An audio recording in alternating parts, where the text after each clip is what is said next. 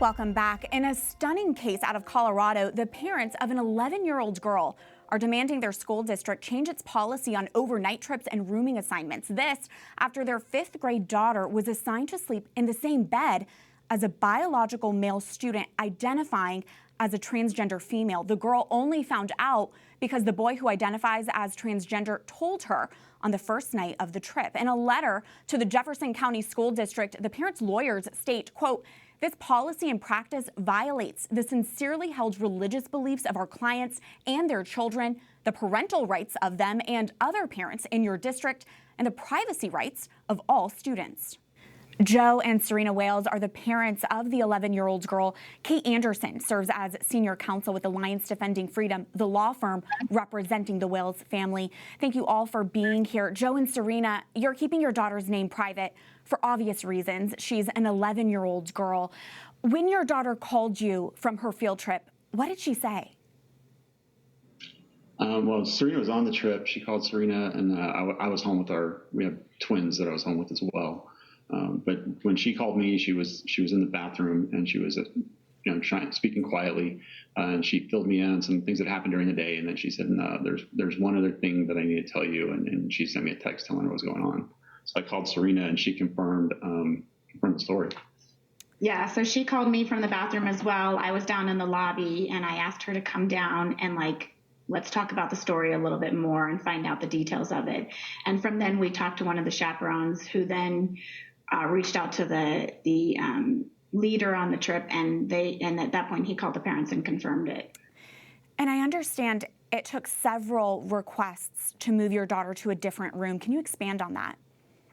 Yeah, so one of the main purposes of this trip is not only to see our great nation's birthplace, but also for these kids to start learning self-advocacy and self-sufficiency and confidence in that sort of an area. So I directed our daughter to speak with her chaperone and advocate for herself on what she would feel the most comfortable with. And an idea was presented to her at first, and she thought that might work for her. But then digging into it a little deeper, she realized she was still uncomfortable with the situation. So then she again went back to the chaperone and said, this is not going to work for me. And then we found the solution of moving two of the girls to a different room.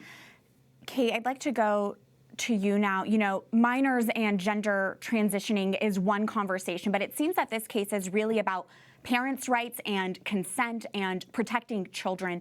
What exactly is the Wailes family asking of the school right now?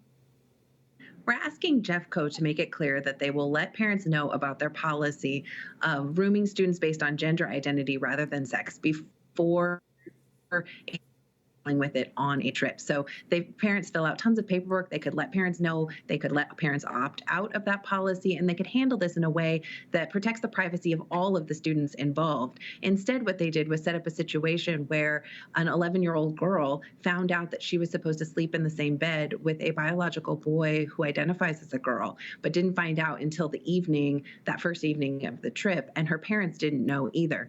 That's something that shouldn't happen to any child or any parent. And so we're asking Jefferson County to clarify their policy to ensure that all parents have information ahead of time so they can best protect their children. And Kate, can you briefly explain what stealth mode means? And is this a common policy when it comes to schools and field trips?